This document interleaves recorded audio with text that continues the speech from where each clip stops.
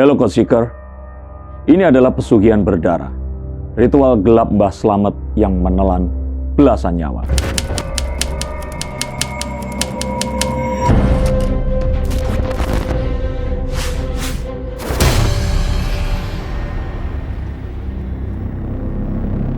Selamat datang di Dark Code, membongkar kode rahasia dari setiap fenomena. Kita sering kali percaya bahwa kejahatan muncul karena nafsu, karena uang, atau karena dendam. Tapi bagaimana jika kejahatan itu dilakukan atas nama keyakinan? Bagaimana jika seseorang membunuh bukan karena ingin kaya, tapi karena ia yakin ada kekuatan gaib yang memintanya?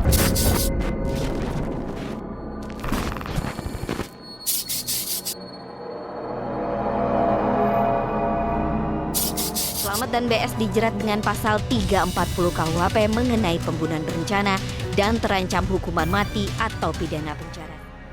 Inilah kisah tentang seorang dukun asal Banjarnegara yang dikenal dengan nama Mbah Slamet Tohari. Ia bukan hanya seorang dukun biasa, ia adalah seseorang yang menurut pengakuannya sendiri melakukan ritual yang disebut sebagai pesugihan. Tahun 2023, sebuah pengungkapan menggemparkan masyarakat Indonesia terjadi. Polisi menemukan serangkaian kuburan misterius di sebuah lahan di Dusun Sambirejo, Banjarnegara. Dari penggalian itu, ditemukan lebih dari 10 jasad terkubur rapi. Beberapa laporan bahkan menyebut jumlahnya bisa mencapai 12 hingga 14 orang.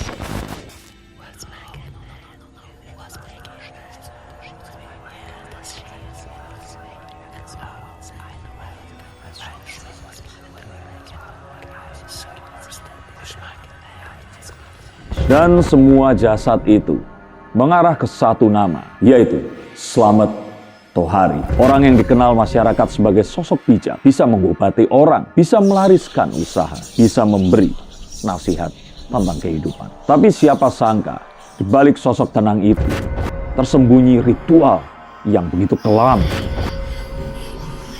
Menurut hasil penyelidikan, korban-korbannya datang dengan sendirinya dan kesadaran mereka ke rumah Slamet ini. Mereka ingin pesugihan, ingin cepat kaya, dan Slamet dengan tenangnya menjanjikan ritual untuk memanggil rezeki gaib tersebut.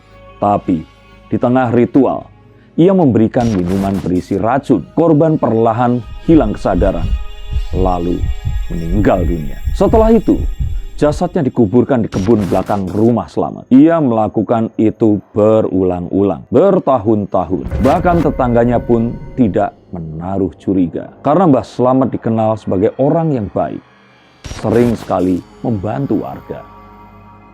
Tetapi motifnya, inilah yang kemudian menjadi misteri besar. Apakah ia membunuh demi harta? Ataukah benar ia sedang menjalankan sebuah ritual pesugihan dengan tubuh manusia sebagai syaratnya? Di banyak forum dan media sosial, muncul teori bahwa Slamet tidak bertindak seorang diri. Beberapa warga mengaku pernah mendengar tentang makhluk gaib penjaga yang disebut datang ke rumahnya setiap malam.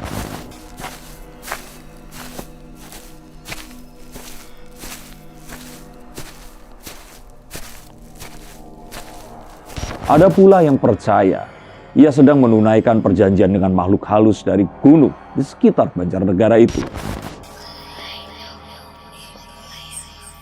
Beberapa pengamat budaya Jawa menyebutnya, kisah pesugihan dengan tubuh manusia bukanlah hal yang baru lagi. Ada mitos tentang Kebo Bule, Nyai Roro Kidul, atau makhluk penunggu gunung yang memberi kekayaan dengan harga yang sangat mahal, tumbang nyawa manusia. Dan menariknya, Slamet Tohari sendiri mengaku bahwa ia mendapatkan ilham dari makhluk halus untuk melakukan itu. Tapi benarkah itu makhluk halus? Atau justru bisikan dari sisi gelap pikirannya sendiri yang ia yakini sebagai suara gaib? Betul-betul mati baru saya dikubur. Kalau belum mati belum saya berani ngubur. Di titik ini kita harus berhenti sejenak dan bertanya, mengapa manusia rela menempuh jalan gelap demi kekayaan? Apakah karena kemiskinan? Apakah karena ketamakan? Atau karena mereka tak lagi percaya bahwa Tuhan akan memberi jalan terang? Kadang keyakinan ini bisa menjadi pisau bermata dua. Ketika spiritualitas kehilangan akal sehatnya, maka mistika berubah menjadi pembenaran untuk kekejaman. Ada yang menyebut Mbah Slamet bukanlah ia hanya korban bisikan gaib yang menyesatkannya. Tapi ada juga yang yakin ia hanya menggunakan ritual pesugihan sebagai tameng untuk menyembunyikan kejahatan yang sangat manusiawi, yaitu keserakahan. Di forum-forum daring muncul teori konspirasi bahwa Mbah Slamet ini mungkin bukan satu-satunya pelaku ritual di Indonesia ini. Ada dugaan masih banyak dukun-dukun pesugihan di berbagai daerah yang menjalankan ritual serupa, tapi belum terungkap. Faktanya banyak kasus kejahatan berkedok perdukunan. Faktanya juga masih banyak warga percaya praktik perdukunan. Beberapa bahkan menyebut ada jaringan spiritual gelap yang saling terhubung, saling bertukar ilmu dan Teori ini memang belum terbukti, tetapi kisah-kisah seperti ini terus menjadi legenda urban di Indonesia. Mungkin karena kita masih hidup di masyarakat yang percaya bahwa dunia tak sepenuhnya bisa dijelaskan oleh logika. Pada akhirnya, kisah Mbah Slamet mengajarkan sesuatu yang lebih dalam daripada sekedar kisah kriminal. Ia menunjukkan sisi rapuh manusia ketika menghadapi penderitaan, kemiskinan, dan keputusasaan. Ketika logika berhenti bekerja dan rasa takut menguasai, maka manusia akan terus mencari apapun yang bisa memberinya harapan. Bahkan jika itu datang dari kegelapan.